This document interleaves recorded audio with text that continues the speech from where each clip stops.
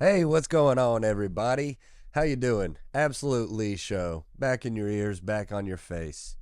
We're doing it. We're back in the studio, me and your podcast dad, Aiden. We are back with you guys, and you're back with us. So thank you very much.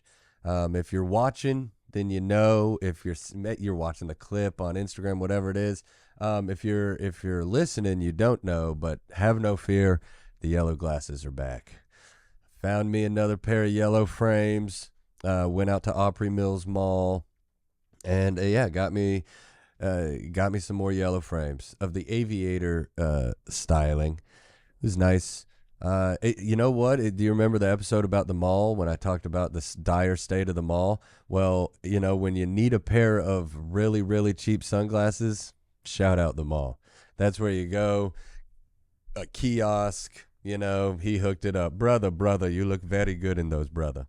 And I put them on. I said, thanks, man. He goes, they're one for 25 or two for 40. And I said, well, okay, we're getting two. So I got two pairs of the same kind. So in case I lost them, then we'd still be good and yellowed up. But here's the kind of guy I am. I went out, bought them. I had two pairs. The next night I come up to the club. It was a Sunday night, come up to the club. I'm wearing these, walking to the green room for the Caleb Elliott show, just hanging out with some friends or whatever. And one of the guys in the room, whose name I literally can't even remember, goes, hey, man, I really like those, dude. I really like those. Talking about these glasses. And I go, hey, try them on, man. And he put them on. The guy looked good in them. And he said he had been looking for some yellow frames for a long time that fit his big old head. And I gave them to him. I don't even remember the guy's name, but that's kind of the point, man. I want the world, I want more people to wear these. It actually does make your mood better. So I spread the yellow glass love, and I'm down to one more set of these. So pray I don't lose them, but if I do, things is just things, baby, and we'll move right on along. But yeah, we're feeling good over here at Absolutely. The vibe, would you agree that the general vibe at the club has been really, really high? Oh yeah, It's just yeah. everyone's mood's really high. It feels good. I think it has something to do with spring. The rooms are filling up. The club does a really good job of bringing in acts who, not only can sell a ticket but also like kill and are exciting and fun to be around. And It's a fun time. the energy has been hot around Zanies and around Nashville in general, and just real zest for life going on around here in Nashville. And I hope wherever you are too. But I can speak for that things are riding hot, man. I mean, like, seeing more and more regulars at these shows who I am excited to see. Who it's so wild to me to see people who love stand-up comedy that much. We have regulars at Go Bananas for sure. There are regulars at Comedy Off Broadway in Lexington, and there's regulars at Zanies, and it blows my mind every time how people just love the shit, man. People love it. I've got people down here in Nashville who've probably seen me do comedy 20 times this year. You know, Bob or any of these guys. Sweet Bob, my bald brother. I know he's listening. That guy's a supporter. No, but things are just awesome. I've been here at the club this weekend. I got really lucky. I worked Monday night, Tuesday night, and Wednesday night. And let me tell you, I would venture to say that Monday through Wednesday at Zany's Nashville was probably the most wheelchair-centric based comedy 3-day span maybe that's ever happened. Aside, I don't know. It's because Fiona headlined on Wednesday. She's literally maybe the most famous person in a wheelchair since Stephen Hawking. Like, she's a big deal. Watching her star ascend has been insane. So Wednesday night, obvious wheelchair celebration, and you look out in the audience and there's 4 or 5 other people in wheelchairs, and they feel very seen, and it's just a beautiful thing, not to be corny, but it's like the why we do it type thing, and then, but here's the kicker. Fiona, obvious wheelchair queen. Monday and Tuesday at Zany's was a guy named Patrick Walburton, who Whether you know him or not, I promise you know him. You know his voice, you know his face. He's had like a 40-year acting career. Started off on like Seinfeld, iconic character David Puddy, and he's Peter. I can't do it. He's Joe Swanson from Family Guy. Peter. What? Yeah. He's Kronk.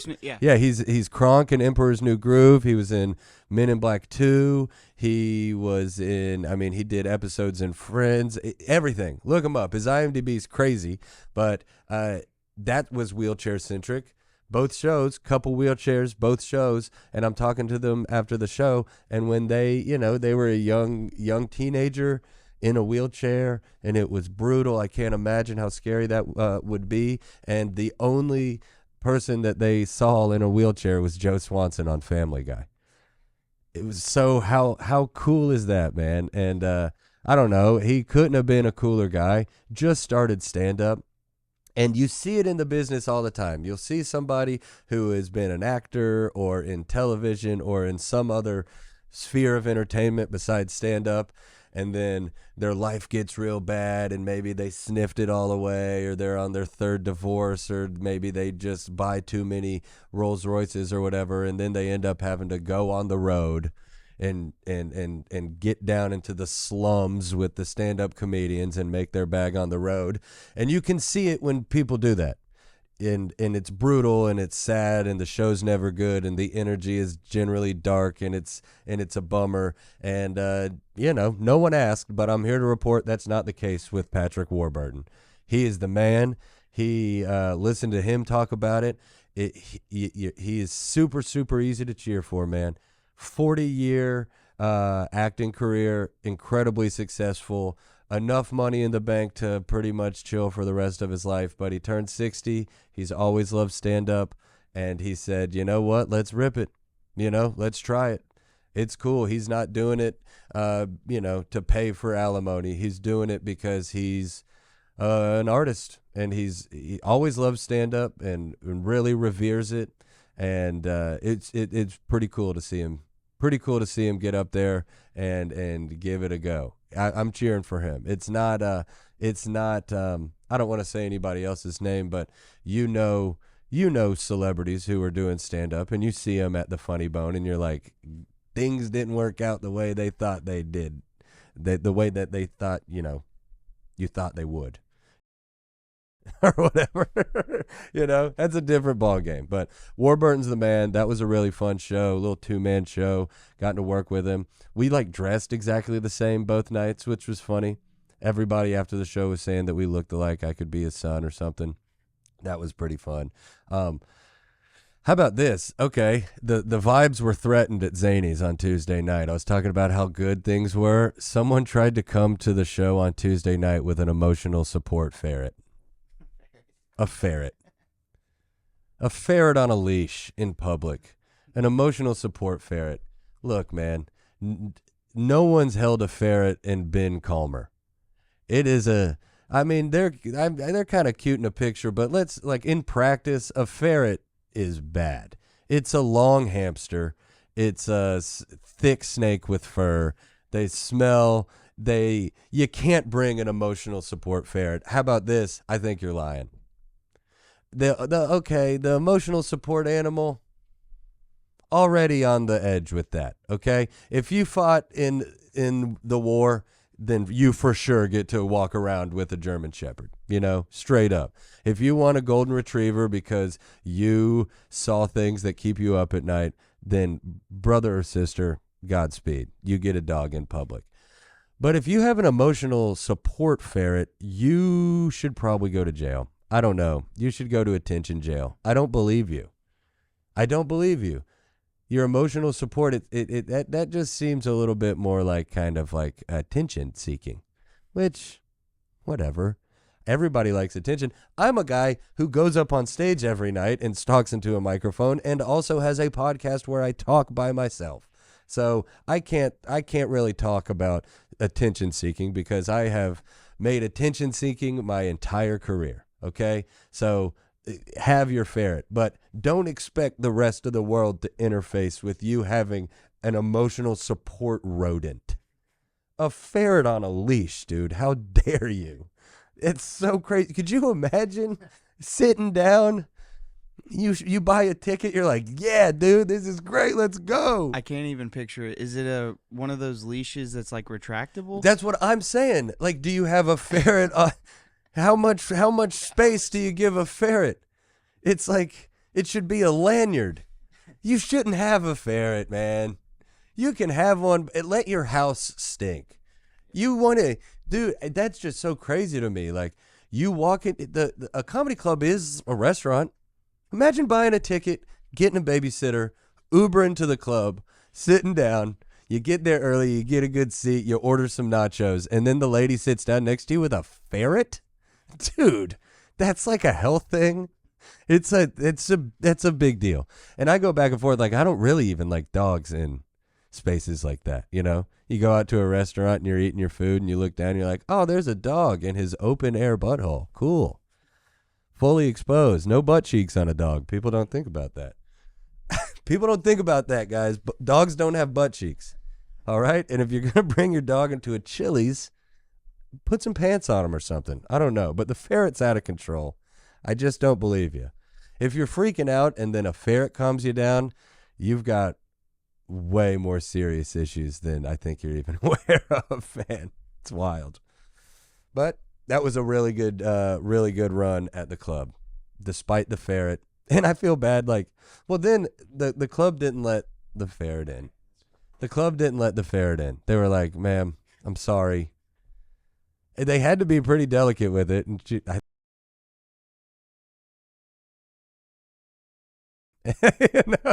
I don't know. I don't mean to put it out there, but it was funny. Listen to all the managers sit around and talk, and they were like, God, do we let this ferret in? And everyone was like, I don't think so, man. I don't think we let the ferret in. But then kind of proved our point. The lady stood outside with the ferret, put the ferret in the flower beds outside, and the ferret just destroyed one of the flower beds. So there you go. Shout out to Ferret Lady. I hope you come back. Leave the ferret at home. Leave the ferret at home. Dude, I just keep talking about, this. It is difficult to do this. It's difficult to keep the ball in the air for a half hour, and I don't want to like bore you and just talk in circles and everything. So thank you for bearing with me on that. This episode, I'm pretty much talking about some of the shows that I've been doing recently or going to, because some of y'all might know this if you're listening.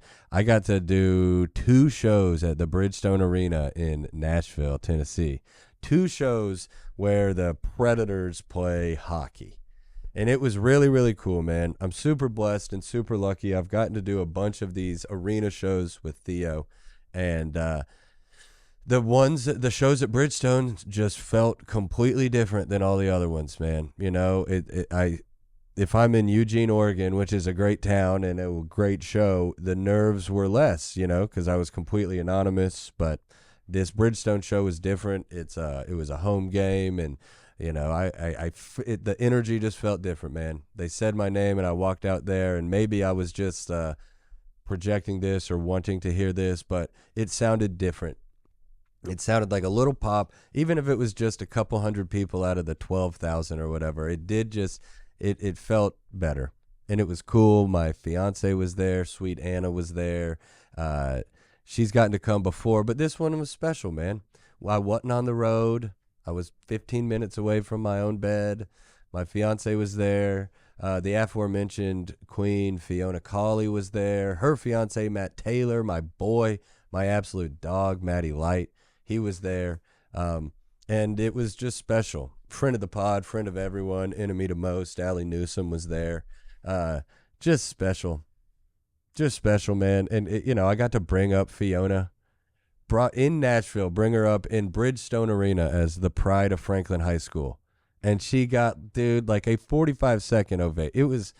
It was just a hot one, man. And the show was good, and I kind of smoked it. I went out there. It was like the most energy I've ever had on stage. 3 minutes in, I was out of breath. Like, I saw you on some stories. You came out hot. Bro, I came out hot. I was running back and forth. Like, I was strutting like a peacock up there, dude. Like, chest out, really, really giving it all I could, man. It was so sick. It was so sick. I don't know that I. Now, hopefully, it's not too inside baseball, but if you're listening to this, I'd imagine you'd be interested. But the arena shows, like especially in my position as the host, I go up first, cold open in an arena, pretty much anonymous. It barely is stand up. You know, it's barely stand up comedy. It definitely feels kind of like a different skill set, like a whole different art form. You know, because I walk up, I'd say most of the audience, it's their first time at a stand-up comedy show. Theo fans or Theo fans, you know, they're not typically stand-up comedy fans. They're podcasters. They want to see the guy's skin. So they come to the show. They want to see him in person. And it's really cool because I walk up and most people think that Theo's going to walk up. I say that during my sets. I say, make some noise if you thought the show was going to start and Theo was going to walk out here. So some people's first comedy show.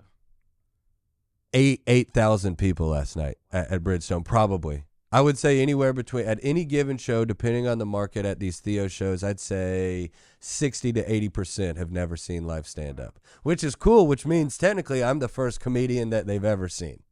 And they don't even know it. It's like, it's so fun. You just get these nerves of steel because you go up there and you're like, all right, there are no expectations. Most of these people have no idea who I am. Most of these people don't even know what, like I said, they thought it was the Theo show. And he would just walk out. They don't know that I'm an opener. They don't know that I'm a host. They don't know any of that vernacular. Some people, it's so funny. They barely even know that, like, I'm a comedian. They think that I'm kind of like Ryan Seacrest, you know, just like an MC, like where I go up. They think it's like Carson Daly, TRL, and that's what I am. So then I'll say a joke and half the stadium will laugh. And people will be like, oh, wait, I think this guy's like trying to intentionally be funny and tell jokes? What is this?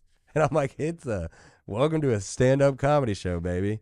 It's really, really cool. But the energy just has to be, I've laughed, I've said it before. It's like a combination between Sebastian Maniscalco and like Joel Osteen. you just gotta exude this giant thick white beam from your chest that just goes. You just gotta exude confidence, exude excitement. You can't be nervous for a second. The second that they smell fear on you, then you're pretty much cooked. And that's in big shows or little shows, but especially the big shows. You kind of gotta go out there and strut, and it is so fun, man. I love it. I freaking love it, dude. I can't believe I get to do it. Gotten to meet some cool people before doing it. I met Macklemore. At one of those shows in Seattle. That was sick. I thought I was going to meet someone famous in Nashville. You got to figure, right? And the most famous person I ended up meeting was dang Hugh Hauser. Shout out, Hugh. Dude, when we start doing Patreon episodes with guests, you're going to meet Hugh Hauser. You probably already know him. He might be the most famous person in Nashville. Hugh Hauser just figured out his way backstage. He's known Theo's tour manager for 20 years. Just on a completely different... Hugh Hauser walks up to you, goes, "What's up, Lee? My ankles are earrings. How you doing? You were great tonight." Dude, he is truly such a gem, man. He was there. Oh, my God. Shout out Lil Toby. He was there. He was there with Reba McEntire's kid. He walks up. It's just so funny, man. Hugh Hauser. You're never going to believe this. I love you. Got to meet Hugh. And they were just, I don't know, it was cool. Bridgestone, shout out Bridgestone. They know what they're doing. That is one of the finer venues probably in the country. The whole staff was good, and you go and, so, you know, a lot of these times with the markets that Theo's playing, little towns, very rural, the venues are great, they're awesome, but there's just not as many people there to employ it. So it's like the staff at some of these venues it's almost exclusively retired or part-time job. I mean, 80-year-old women in charge of security. You know, you're walking around Missoula, Montana, and you walk out your dressing room, and then it's like the person in charge of stopping the public from getting there is like Ed, who's has a cane, you know, which is fun. It's a different kind of charm. But Bridgestone, everyone's like really proud to work there, walking around with their chest out and their name tag on. And it's like a really good gig, and it reflects, I don't know, the room is sick. I was walking into like one of the back rooms. It was just huge for no reason. I was walking to an exit. It was just giant for no reason. And there was nothing really in there. And I asked one of the security guards, I go, why is this room like this? And it's a rehearsal space for arena acts. So it's like this big giant room right off of 5th and Demumbrian where, you know, Taylor Swift or Beyonce or whoever, Garth Brooks, imagine a giant arena act, Noah Khan, whatever. They just set up their whole stage, Jelly Roll, set up their whole stage with pyrotechnics and the screens and everything, and then just rehearse their arena show for no one. I just think that's so cool. You got to practice it. It's never really occurred to me. You got like Metallica was just here in Nashville. Metallica, Pantera, Limp Bizkit, crazy weekend for entertainment in Nashville. But Metallica's show is huge. You know, it's like a 4-day built-in stage and all this crazy stuff. And I guess it just never really occurred to me. How do you practice that shit? How do you practice? It's not like you do it by yourself. You have to practice the whole thing, and it's spaces like that. So it's really cool getting to see that kind of stuff. And I don't know. It's truly one of the great privileges of my life, getting to do what I've gotten to do with that. It's so cool, man. Bridgestone was awesome. A cool little thing. I just said his name, not to be all lame and name drop, but it was a cool thing to do. I'm golfing buddies with Noah Khan, and he just had a little concert set up over at Santa's Pub in Nashville.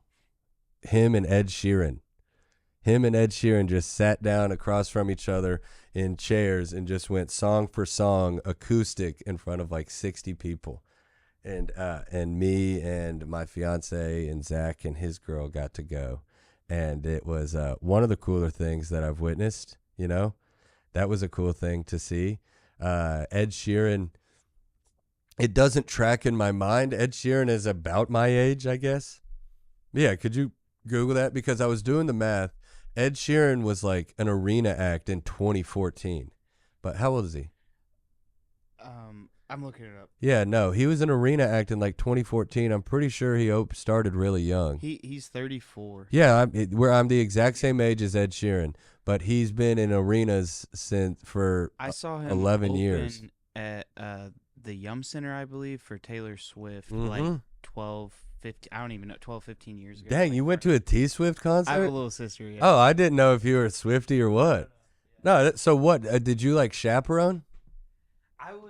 I was like in middle school, so it was just kind of like I was tagging along with. Why the family. wouldn't you want to yeah, go? The family was It'd be going. sick. Yeah, for sure. Damn, you saw Taylor Swift. Yeah.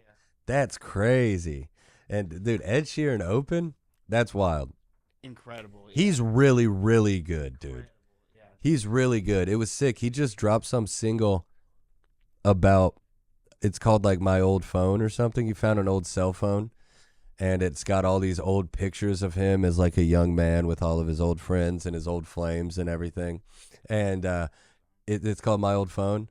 Old Phone. He played that single at Santa's Pub and was like, hey, I'm about to release this as a single. So we like got to hear it. And this isn't like I'm going to title this Absolutely Bragging. You know, I'm not trying to brag. It's like, but I did get to do that, and it was cool, man. People want to hear it. Yeah, I think so. I hope you do. And hop in the comments and tell me I'm being annoying if I am. Yeah, I don't care. I'll fight you. Oh, dude, by the way, speaking of comments, I'll get back to that. We posted that reel about the one hitter or whatever. Yes. Some guy commented on it and was like, hey, man, really great story. You know, this is funny, but also it's like the fact that you didn't know it would stink, like, you're an idiot. Like, why did you say it? It's like kind of ruined it. And I was like, what? Did you just say something nice and mean at the same time? Like, I don't know. Maybe just don't. I messaged him back. I commented back. I go, hey, man, great comment. Thanks, bro. Hey, dude, thanks for the nice and the mean. Appreciate it. That was cool. But yeah, that the Ed show was sick, and then he was just a normal bloke. Talked to him afterwards, ripped a cig. That was fun. Zach told him a joke. That was great. It was, I don't know. That was just a major win, man. Ed Sheeran. God, I was about to go somewhere else with that, and then I went on a tangent about the comment. That's what it is, man. The internet can't get it done. The internet gets in your brain and it distracts you, and I was about to tell you something cool. Absolutely bragging, man. That's what the name of this episode. Yeah, it was bragging. People want to hear it.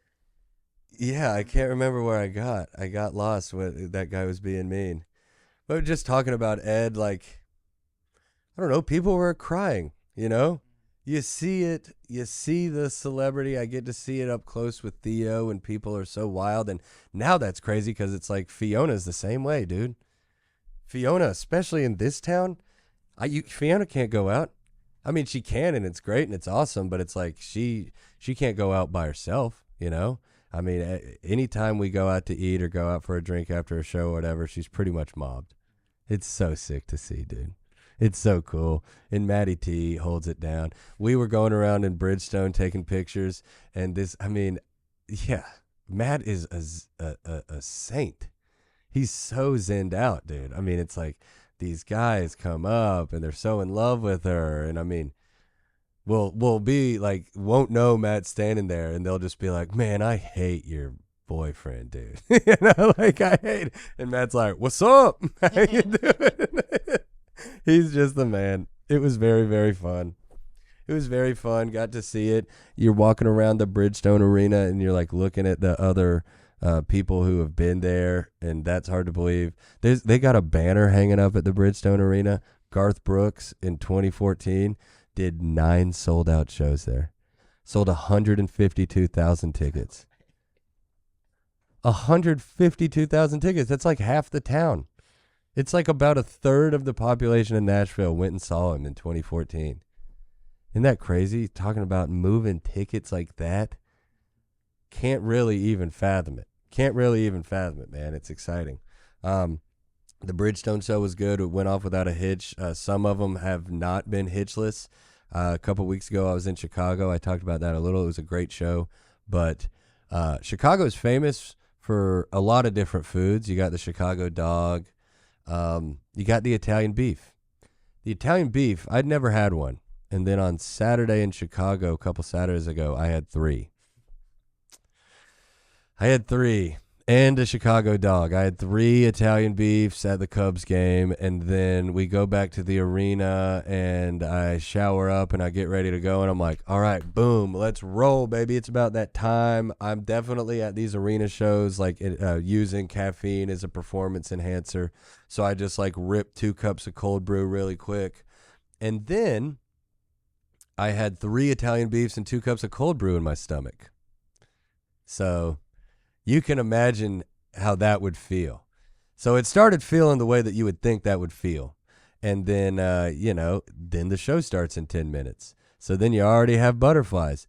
Really what I'm kind of getting at is like, it had the adrenaline of the moment not taken over, I probably would have shit my pants in front of like 15,000 people. It was astounding, man. Like the stage health is a real thing. Stage health is a thing. Like, I don't think I've ever sneezed on stage. I don't think I've never like had to, if you can be about to pee your pants and you walk up on stage and it's alleviated. But the stomach, man, that was hard. I had to say something about it. I was like, Chicago, what's up, baby? How you doing? I was like, I'd never had an Italian beef today. Before today, and today I had 3, and everyone was like, yeah. That's what's fun about, that's what I'm getting at. It's barely stand up. I'm up there just charging people up about their town, about how it's great, and it's fun, like writing a couple new jokes or riffs about wherever you are, and doing them for the first time. Not only the first time, that's the beauty of it, man. It's like a sand Zen garden, doing it for the only time, doing it for the only time. like a joke specifically for Toledo, Ohio, or whatever. You know, it's cool. I love doing it, man. I'm going down there. I'm going down tomorrow. I'm doing a show. I'll report back. I'll report back next week. I'll report back with you next week. But I'm doing a show with Theo tomorrow in Miami, in South Beach, and already known as a bad comedy town. It's one of the greatest cities in America. That's why, dude, Miami, bad comedy town. New Orleans, bad comedy town. Because there's so much to do, you know? Columbus, Ohio, incredible comedy town. What are you going to do? Ohio State only plays 6 months a year. You losers. No, I love Columbus. But yeah, I'm excited to see what it's like to go up and do comedy in front of what I assume will be about 5,000 Cubans. You know, like Latina mommies and poppies. So I'm definitely gonna lean into that, and maybe, I don't know. I'm gonna eat so many Cuban sandwiches. I'm gonna be down there for like 24 hours. That's the beauty of this, man. I do love the road, but it's like home is better. My girl's home, the pod's home, Aiden's home. I don't know. That's where I want to be, man. I want to be here. Thanks for I think that this one pretty fun, little stumbly. We'll come back next week. We got plenty in the can, man. I'm so charged up on this. I said something about it last week. We're gonna start doing guests here soon. So Aiden's over here going, yes, sir, that rate's a climbing. Nah, dude, we take care of the boy. We take good care of the boy. So please comment on the next one, or DM me, or text me if you got my number. Let me know about this guest thing. I'm really curious because I want to have some guests on. I can't wait to interview somebody. And let me know like what you want. Because it's not just comedians. Like, I can get some really killer comics in here, but I also know people in the music industry, and I know people who are like behind the scenes. I think that could be an interesting one. Somebody who like helps facilitate the entertainment industry, like a manager or an agent or something like that. I can sit them down and be like, why don't you represent me? And yeah. So first question, you're here. Why help me? Nah, yeah, that day will come. That day will come. I love you guys very much. Aiden, love you too. See y'all later, baby.